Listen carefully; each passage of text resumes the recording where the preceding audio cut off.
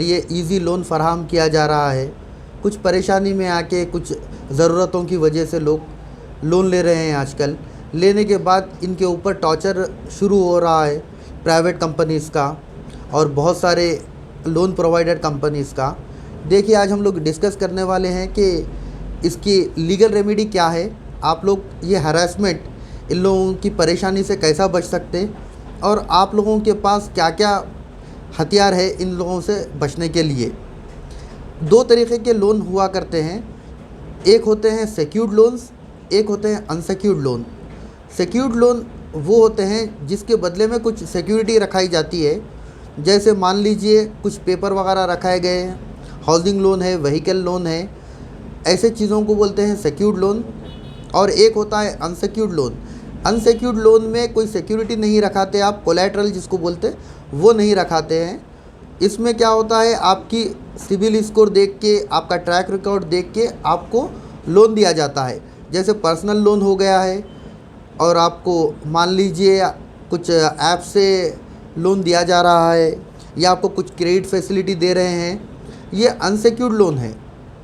तो unsecured loan में कभी भी आपको हरासमेंट नहीं कर सकते हैं। आरबीआई के स्ट्रिक्ट गाइडलाइंस आ चुके हैं कि किसी को भी हरासमेंट नहीं करना है। तो हम लोग आज डिस्कस करेंगे कि इसके गाइडलाइंस क्या है और कैसे आप इन लोगों से अपना दिफा कर सकते हैं, प्रोटेक्शन कर सकते हैं। देखा जा रहा है कई लोगों को घर पे आ रहे हैं, लोग आके घर पे हरासमेंट कर रहे हैं, उनको धमकी दे रहे हैं, क्रिमिनल केस बुक कराया जाएगा।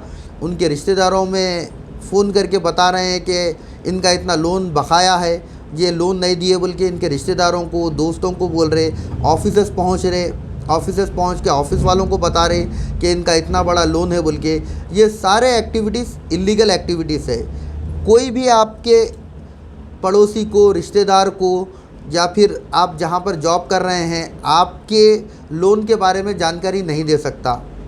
और जो भी रिकवरी के लिए आएगा वो सुबह 8 बजे से लेके शाम 7 बजे तक आ सकता, उसके बाद नहीं आ सकता। और ज़बरदस्ती आपसे कोई भी चीज़ छीन नहीं सकते। सिक्योर्ड लोन में देखिए, कोई भी आपसे ज़बरदस्ती चीज़ छीन के नहीं लेके जा सकते। आपका मोबाइल नहीं छीन सकते, आपकी गाड़ी नहीं छीन सकते। ये अनसिक्योर्ड लोन में है।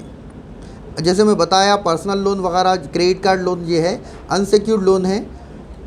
तो आप लोग, अगर आप लोगों के साथ गाली गलौज हो रहा, घर पे आके कोई अटैक कर रहे, कोई बोल रहे आपके ऊपर क्रिमिनल केस बुक कराएंगे, तो आप फ़ौरन बिना डरे के, बिना झिझके के आप पुलिस स्टेशन जाइए, जाके इस बारे में कंप्लेन दीजिए और आरबीआई में भी कंप्लेन दीजिए।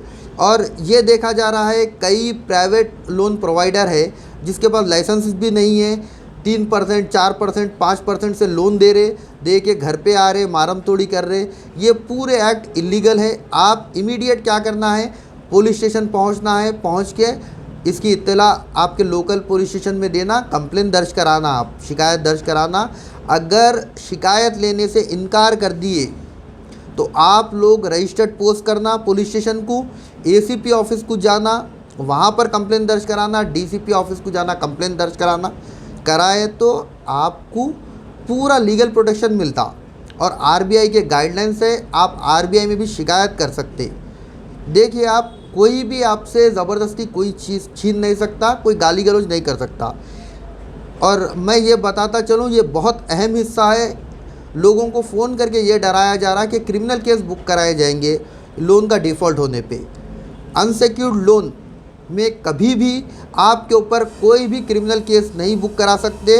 ICCPR, international convent on civil protection right, section 11 में ये लिखा हुआ है कि अगर फाइनेंशियल आप कभी डिफ़ॉल्ट करें तो आपके ऊपर कोई भी क्रिमिनल केस बुक नहीं करा सकते।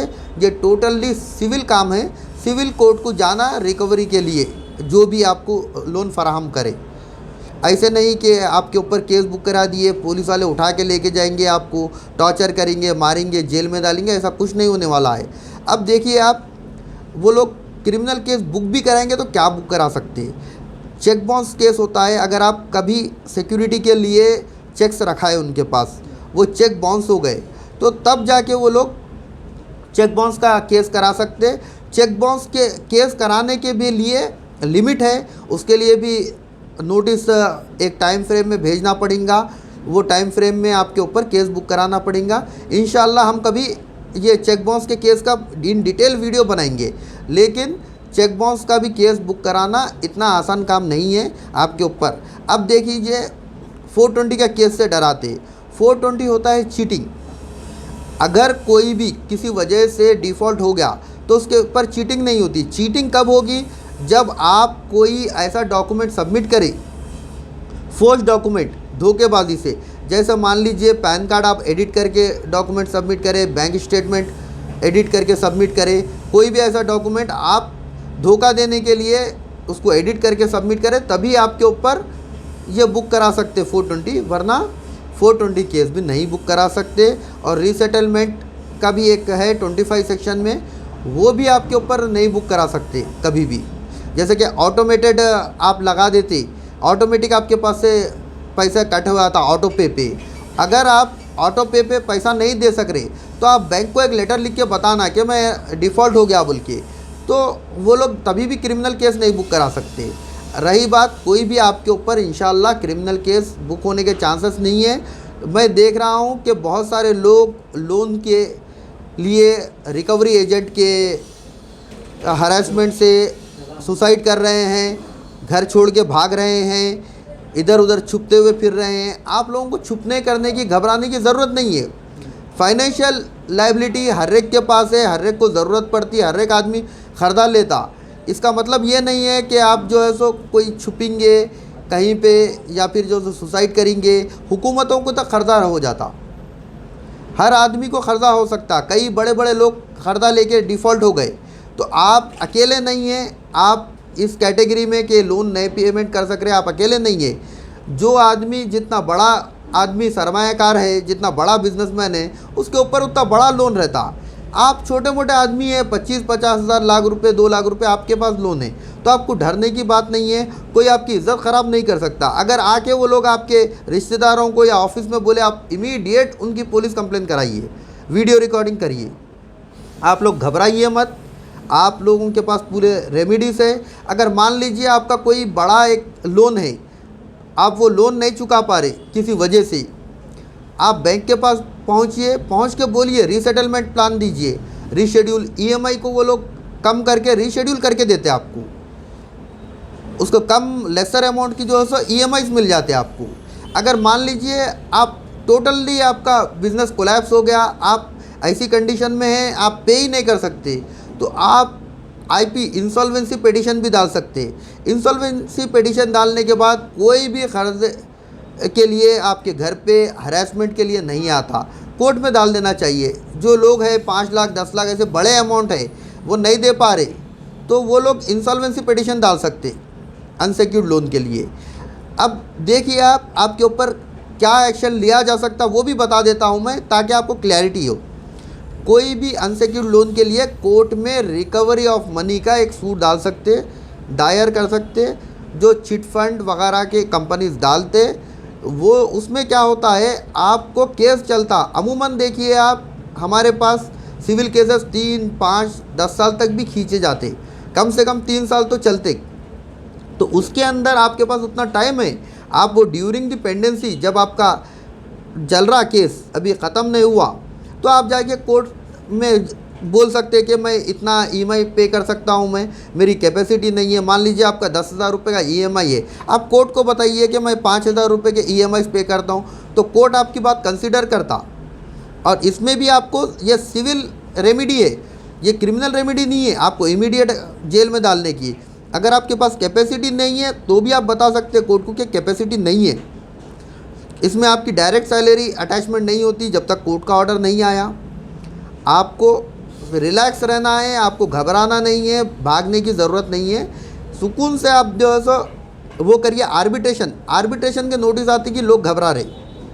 आर्बिट्रेशन क्या है? आर्बिट्रेटर ये है, उसके अंदर एक क्लॉज रखा देते, उन्हें दोनों के बीच में मिला जुला के दोनों को बिठा के बात करके एक सेटलमेंट प्लान अरेंज करता आर्बिट्रेटर आपको मार के गला पकड़ के पैसे वसूल नहीं करते, आपको बिठा के समझाते कि आपकी परेशानी क्या है। सुनते वो लोग, सुन के आपसे पूछते कि आप कितना रीसेटलमेंट प्लान दे सकते हैं भाई, क्या है आपकी कैपेसिटी क्या है, सुन के उसके बाद करते। आप बताइए मैं इतना पे नहीं कर सकता हूँ, OTS वन टाइम सेटलमेंट में मैं इतना पे कर सकता हूँ। आप बैंक को बता सकते कि मैं वन टाइम सेटलमेंट में, मान लीजिए आपका 1 लाख है, मेरी कैपेसिटी है 10,000, 20,000, 25,000, और ये देखा भी गया है 1 लाख के लोन को 25,000, 20,000 में भी बैंक्स क्लोज करते।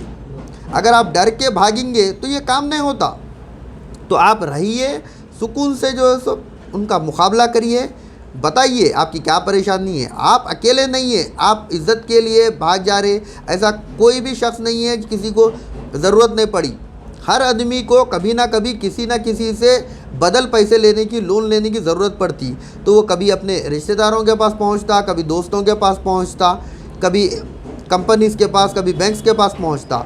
तो आप सुकून से रहिए, रह के मुकाबला करिए, डरने घबराने का नहीं है। और ख़ास तौर से मैं उनके बारे में बोल रहा हूँ मैं, जो अपनी जान देने के बारे में सोच रहे हैं। जान देना कोई हल नहीं है, आपकी जान बहुत कीमती है पैसे से। आप कभी भी ये दिमाग से ख़याल निकाल दीजिए कि आपको जान देना है बोल के।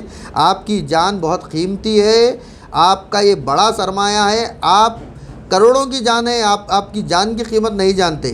कभी भी ये बारे में मत सोचिए। और गायब होने के बारे में बिना बताए कि बिना घर वालों को बोल के गायब होने के बारे में मत सोचिए, क्योंकि घर वाले परेशान आते हैं, हर परेशानी आती। कोई भी आपको जॉब की जगह भी आके आपको हरासमेंट करके बता नहीं सकता कि आपका लोन पेंडिंग है। अगर वैसा भी हुआ तो आप लीगल एक्शन ले सकते हैं। आप डरिए मत। जॉब के पास आया तो उसको बोल दीजिए, भाई मेरे जॉब के पास नहीं आना, तू क्यों आ रहा, किसी से बात नहीं करना वो लोग। और अब हम बताने जा रहे हैं स्टेप 2, जो आपके व्हीकल्स के बारे में है। ये सिक्योर्ड लोन के ज़मरे में आता है। सिक्योर्ड लोन के ज़मरे में क्या है, अगर आप कोई बैंक से कहीं से आप लोन लिए, मान लीजिए आप कार लिए या बाइक लिए, बाइक लेके आप इस्तेमाल कर रहे, आप डिफ़ॉल्ट हो गए, मतलब आपकी EMI जो है आप टाइम पे बन नहीं पा रहे, तो बैंक क्या करते हैं, अमूमन 60 डेज़ सरफेसी एक्ट में 60 डेज़ की आपको नोटिस वेट करना, 60 डेज़ के बाद नोटिस देते वो लोग कि आपका इतना अमाउंट पेंडिंग है, आके बनिए। फिर आपको 15 दिन का टाइम दिया जाता। उस 15 दिन में अगर आप पैसे बन दिए तो कोई भी एक्शन नहीं लेते। मान लीजिए आप फिर भी रीपेमेंट नहीं कर सके, तो कोर्ट क्या करता है, बैंक क्या करता है, आपको रिपोजिशन के लिए उसमें अगर क्लॉज है तो पोजीशन ले सकता। वो भी पोजीशन कैसा लेना, उसके जो ऑथराइज एजेंट रहते, गले में अपना कार्ड डालना, और आपकी गाड़ी जो सीज़ हुई, सीज़ करने का बैंक से लेटर, ऑथराइजेशन लेटर लेके आके ही सीज़ करना। आपको रोड पे रोक के, डरा के, धमका के आपसे चाबी खींच के लेके जा रहे, गला पकड़ के लेके जा रहे, वो टोटली इलीगल है। वो लोग प्रॉपर RBI के गाइडलाइन फॉलो करना। अगर कोई भी इंसान आपको ज़बरदस्ती डरा के, धमका के, मारने, चाकू बता के अगर आपकी गाड़ी खींच के लेके जा रहा, चाहे वो बैंक का एजेंट हो या ना हो, आप उनके खिलाफ़ जाके केस दर्ज करा सकते। उसकी ज़िम्मेदारी है कि वो आइडेंटिटी कार्ड शो करना और आपका सीजिंग लेटर शो करना, और इमीडिएट जब आपका सीज हो जाती गाड़ी तो सीजिंग लेटर इशू करना आपको। अगर ये चीज़ इशू नहीं कर रहे तो टोटली इलीगल है। आपको कोई भी, और मैं ये भी देखा कि घर के बाहर या कहीं भी गाड़ी रखी हुई है, दूसरी चाबी लगा रहे, खोल के लेके जा रहे, ये चोरी के अंडर आता।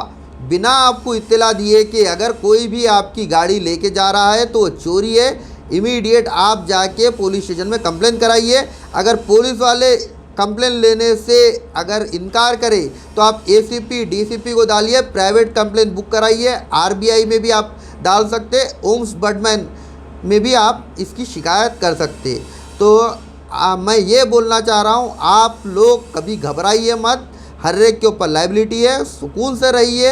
अगर आप इंसॉल्वेंसी, मतलब आपका दिवाला निकल गया, तो IP पिटीशन डालिए। आप इंसॉल्वेंसी पिटीशन कोर्ट में उसको सुना जाता। आपके जो पैसे है, जायदाद है आपके पास, वो बता दीजिए। मान लीजिए आपके पास 10 लाख रुपए आपका कर्जा है और आपके पास है 1 लाख रुपए की जायदाद, गाड़ी है, पैसा है, जो भी है, आप कोर्ट में बता दीजिए, साहब मेरे पास 1 लाख रुपए है, मैं 10 लाख रुपए कर्जा देना हूँ, मैं दे नहीं सकता, अब मेरा दिवाला हो गया। तो कोर्ट कंसीडर करके आपको फ़ैसला देता। तो आप लोग डरिए घबराइए मत। इंसॉल्वेंसी पिटीशन के लिए भी देखिए, अगर कोई भी इलीगल आपको कुछ डरा रहे, धमका रहे, कुछ भी कर रहे, प्राइवेट फाइनेंसर भी आ रहे हैं, तो इंशाल्लाह आप कोर्ट में आइए और सूट फॉर इंजंक्शन भी ले सकते हैं आप लोग। अगर बड़ी कार है, 5 लाख 10 लाख रुपए की कार है, मान लीजिए आप कोई डिफ़ॉल्ट हो गए, पेमेंट नहीं कर सक रहे, तो आप सूट फॉर इंजंक्शन डाल के सिविल कोर्ट से भी इंजंक्शन ले सकते हैं। आपकी कोई भी गाड़ी को सीज ज़बरदस्ती नहीं कर सकता है। वकील साहब, जी। ये जो मसला चल रहा है हैदराबाद के अंदर, जी। दीगर इलाकों में जो चल रहा, जी। बच्चा गाड़ी लेके घर से निकला, जी। निकलते कि उसको क्या करना, पहले तो प्राइवेट बच्चे जिसके पास जी। लाइसेंस नहीं है, उन लोग बच्चे को रोक के गाड़ी पकड़ ले रहे, जी। पकड़ लेके जो 5,000 रुपये दियो, 2,000 रुपये दिए तो गाड़ी छोड़ते, जी। नहीं तो गाड़ी बिना बोले लेके चल जा रहे हैं लोग। देखिए साहब, पहले जो भी रिकवरी एजेंट है उनको पहले ट्रेनिंग दी जा रही। अगर बिना ट्रेंड हुए वो एजेंट है और डरा के धमका के आपकी गाड़ी ले जा रहे, तो जैसा मैं बताया, आप उनके ऊपर केस बुक करा सकते हैं। आप वीडियो बना लीजिए, जब वो लोग आपकी ज़बरदस्ती गाड़ी छीन रहे तो आप लोग वीडियो बना लीजिए, बना लेके जाइए, जाके पुलिस स्टेशन में बताइए। अगर पुलिस वाले लेने से इनकार कर दिए, एसीपी डीसीपी को बताइए आप, इंशाल्लाह आपका बराबर हल निकलता आपको। फिर भी अगर एक्शन नहीं ले रहे तो कोई अच्छे एडवोकेट को पकड़ के प्राइवेट कंप्लेंट बुक कराइए, उनके ऊपर केसेस बुक कराइए। तो ये जो प्राइवेट कंपनियां हैं, इन लोगों को जो है तो समय पहले ये चाहिए कि ये बच्चों को दे रहे हैं लोग, जिसको बोले, जिसके पास लेटर नहीं है, गाड़ी पकड़ते कि सीज कर देने का है, सीज का लेटर दे देने का है इनको, तो ये चल रहा ही नहीं। जो कंपनियां वाले लोग जो है सो खाली गाड़ी ला लो, 5,000 रुपये देते, 3,000 रुपये देते, ये जो चल रहा गाड़ी पकड़ के उन्हें ले जाके दे रहा, उसको पैसे मिल जा रहे हैं वहाँ से। देखिए, आप जो भी ये एक्टिविटी जैसा आप बता रहे कि प्राइवेट लोग हैं, अनट्रेंड लोग हैं, उनके पास कोई लाइसेंस नहीं है, उनके पास ट्रेनिंग नहीं ली है, ज़बरदस्ती आ रहे, ताकत के बलबूते पे ज़ोर से खींच के लेके जा रहे, ये इलीगल एक्टिविटी है। इसके लिए आप बराबर पुलिस कंप्लेंट दे सकते हैं। आप लोग डरना घबराना छोड़ के भागने की ज़रूरत नहीं है। ये देखा गया कोई लेडीज़ के साथ जा रहे तो उनको डरा धमका के उतार दे रहे, ज़बरदस्ती लेडीज़ के साथ भी जो है ज़ोर ज़बरदस्ती कर रहे। तो अगर कोई भी लेडीज़ की इज़्ज़त के साथ खेलेंगे, ज़बरदस्ती करेंगे, तो इमीडिएट आप लोग जो है सो एक्शन लीजिए। और दीगर लोग भी अगर देख रहे, मान लीजिए किसी के साथ ज़बरदस्ती मारम तोड़ी करके कोई खींच के लेके जा रहा, तो आप वीडियो बनाइए, ताकि बेचारे विक्टिम जो परेशान हाल है उसको कम से कम पुलिस स्टेशन में बताने के लिए कुछ ना कुछ एक सबूत रहता कि भाई मेरे साथ ये हादसा हुआ, ये हादसा हुए बात आप फराहम करिए। क्योंकि बहुत सारे लोग क्या करते हैं, भाई हमारी लड़ाई झगड़ा नहीं है, हम क्यों इन्वॉल्व होना उसके अंदर मारम तोड़ी में, बोल के नहीं जाते। तो आप मत जाइए, खामोशी से आप वीडियो बनाइए, उसको बेचारे को दीजिए, जो विक्टिम है वो लेके आके कोर्ट में पेश करता, पुलिस स्टेशन में देता एज ए एविडेंस, और एविडेंस लेके पुलिस बराबर अपना काम करती, इन्वेस्टिगेशन करती। और देखिए आप, पुलिस बहुत अच्छी है, तेलंगाना की पुलिस बहुत फ्रेंडली पुलिस है, बहुत अच्छा कोऑपरेट करती। हाँ, हो सकता कहीं पे लेने से इनकार करे तो आपके पास ऊपर भी रेमेडी है। ये आपको सीआरपीसी में, बीएनएस में पूरा बताया गया है कि क्या क्या आपके पास रेमेडी है, अगर लेने से इनकार करे तो भी आप क्या कर सकते हैं। ये लोग जो गाड़ी पकड़ लिए बाद, जो लोग डर रहे हैं कंप्लेंट करने से, अरे मेरी गाड़ी डूबी हुई है, मैं पीएस को गया तो मेरे को पकड़ लेंगे, ये वजह से कई लोग हैं जो हैदराबाद नौजवान जो पीएस को नहीं जा रहे हैं, तो इन लोग क्या कर सकते हैं उसके अंदर? देखिए साहब, पहली चीज़ डरना घबराना नहीं है जी। अगर आपकी गाड़ी सीज़ हुई तो इलीगल सीज़ हुई, बराबर जो आपको इलीगल सीज़ करा उसके ऊपर क्रिमिनल केस बुक होता, आपके ऊपर केस नहीं होता, क्रिमिनल केस उसके ऊपर बुक होता जो गाड़ी खींच के लेके जा रहा। तो बराबर अगर आप लोग होशियारी से, आप लोग समझदारी से, आप लोग जागरूक होके ऐसे 2-4 केसेस बुक कराए ये इलीगल सीजर्स पे, तो टोटली रुक जाता। अगर आप लोग जब तक हिम्मत नहीं करेंगे, कोई ना कोई इनिशिएटिव लेना, लेके आगे बढ़ के केसेस बुक कराना, 1 2 4 5 केस हो गए, उसके बाद मीडिया में आ गया कि भाई इलीगल जब भी कर रहे तो केसेस बुक हो रहे, तो हिम्मत से हर आदमी आता सामने आके केसेस बुक कराता। और ये जो चल रहा हरासमेंट का चक्कर चल रहा हैदराबाद में या फिर दूसरे कोई भी शहर में, तो वो टोटली रुक जाता। अगर आप लोग खामोश बैठेंगे, अपनी गाड़ी दे देंगे, अपने सरमाए दे देंगे, घर पे कोई आके आपको गाली गलौज करा, खामोश बैठेंगे, तो इसका हल नहीं है। उन लोगों की हिम्मत बढ़ रही, आप जैसे ही 1-2 बार आप केसेस करना चालू करें तो इंशाल्लाह ये रुक जाती। कुछ लोग जानबूझ के गाड़ी लेते जबकि उनको मालूम है हम EMI नहीं बन सकते, फिर भी जाके गाड़ी ले लेते। लोगों के लिए क्या बोलना चाह रहे हैं आप? देखिए साहब, जो जानबूझ के जो बदमाशी करते हैं उन लोगों को तो कुछ सोल्यूशन नहीं है, उन लोग तो उन लोग भी इलीगल काम कर रहे, तो खामोशी से वो लोग गाड़ी दे देना, क्योंकि उनकी नीयत ही है पैसे नहीं देने की। आपके पास नहीं है तो आप खामोशी से गाड़ी दे देना। हाँ, फाइनेंशियल डिफ़ॉल्ट तो कोई भी हो सकता, किसी के भी ऊपर मुसीबत आ सकती, कभी टाइम पे पेमेंट नहीं कर सकता, वो अलग चीज़ है, शरीफ आदमी को सता रहे। लेकिन जो जानबूझ के अगर कर रहा तो अब उसको तो कोई भी सपोर्ट नहीं कर सकते। तो कानून में क्या है इसके बारे में? कुछ लॉज है ऐसे कि तो मालूम है ऑलरेडी 2-3 जगह डिफॉल्ट करा, फिर भी ये 4th टाइम वो ऐसा कर रहा है। देखिए साहब, आम आदमी को, बैंक को कैसा मालूम होगा इन्हें जानबूझ के डिफ़ॉल्ट करा बोल के? कोई भी आदमी जानबूझ के भी कर सकता है या फिर मजबूरी में भी कर सकता। किसी की क्या मजबूरी है, क्या मालूम है आपको? आप ये समझते कि इन्हें जानबूझ के करा। किसी का कारोबार अच्छा चलता, देखिए आप लॉकडाउन में कई लोगों के कारोबार ख़राब हो गए, कर्जे लेके कारोबार कर रहे थे, टाइम पे जो है सो लोन वगैरह पेमेंट भी कर रहे थे, EMI बन रहे थे, लॉकडाउन आ गया नहीं बन सके। तो इसका मतलब ये नहीं है कि वो लोग जानबूझ के करें, जानबूझ के हर आदमी नहीं करता। अगर जानबूझ के कोई कर रहा तो उन्हें भी इलीगल है। सर ये 3-4 जो फाइनेंस के जो ड्यू है जी, आगे लोग जो है सो परेशान कर रहे हैं, 3-4 आदमी आगे जो दलाली गाड़ी छीन रहे, प्राइवेट फाइनेंसर। देखिए साहब, प्राइवेट फाइनेंसर आपको बताया गया NBFC बोल के है, एक बैंक है, नॉन बैंकिंग फाइनेंशियल कॉरपोरेशन। वो लोग रजिस्टर्ड है क्या? अगर रजिस्टर्ड है वो लोग तो प्रॉपर RBI गाइडलाइंस फॉलो करना। सीज के लिए भी मैं जैसा बोला आपको, 60 डेज़ अगर आप पेमेंट नहीं कर सके EMI का, आपको नोटिस इशू करना, फिर उसके बाद 15 डेज़ का टाइम देना पेमेंट के लिए। उसके बाद प्रॉपर उन लोगों का क्या करना, सीजर की रिपोजिशन की एक वो रहता, लेटर रहता, अगर एग्रीमेंट में लिखे हुआ है तो रिपोजिशन का लेटर लेके आना। ऐसा नहीं आ गए डरा धमका के गाड़ी खींच लिए, नहीं है, आपको आना, प्रॉपर फॉलो करना स्टेप्स जो बताए गए हैं। आके चाबी खींच ले रहे आपसे, डरा रहे, धमका रहे, जब वो आएंगे तो मैं जैसा बताया आपको, आइडेंटिटी कार्ड बताना और आपकी जो गाड़ी सीज कर रहे सीजिंग लेटर बताना, और सीजिंग लेटर आपको देना भी वो लोग। ऐसा नहीं है जिसका मर्जी दिल बोला, गली में चलते चलते मैं बैंक का आदमी हूँ, गाड़ी सीज कर देता हूँ आपकी, आपका नंबर देखा मैं, ऐसा नहीं। मैं ऐसे भी मेरे को केसेस सुने में आए कि लोग जो है सो गली में से जाते आते, ना बैंक के एजेंट है ना कुछ है, आपकी गाड़ी बैंक की है बोल के, प्राइवेट जिसकी ओन गाड़ी बेचारा पैसे दे के लिया गाड़ी, वैसी गाड़ी को भी रोके। जो आदमी पूरे पैसे दे के गाड़ी लिया, कभी EMI नहीं लिया, कभी जो है तो कोई लोन नहीं लिया, वैसे आदमी की भी गाड़ी रोक के टॉर्चर करके अरे पैसे दो भाई, आपकी गाड़ी बैंक में है बोल के भी बोले। और लोग क्या करते हैं, उनको नहीं मालूम रहता, अरे बैंक का आदमी है क्या है, रोक के अरे मैं बैंक का हूँ, आपकी लोन पे है ना गाड़ी, मेरे को चाबी दियो बोल के खींच के भी लेके जा रहे। तो ये सब इलीगल एक्टिविटी है।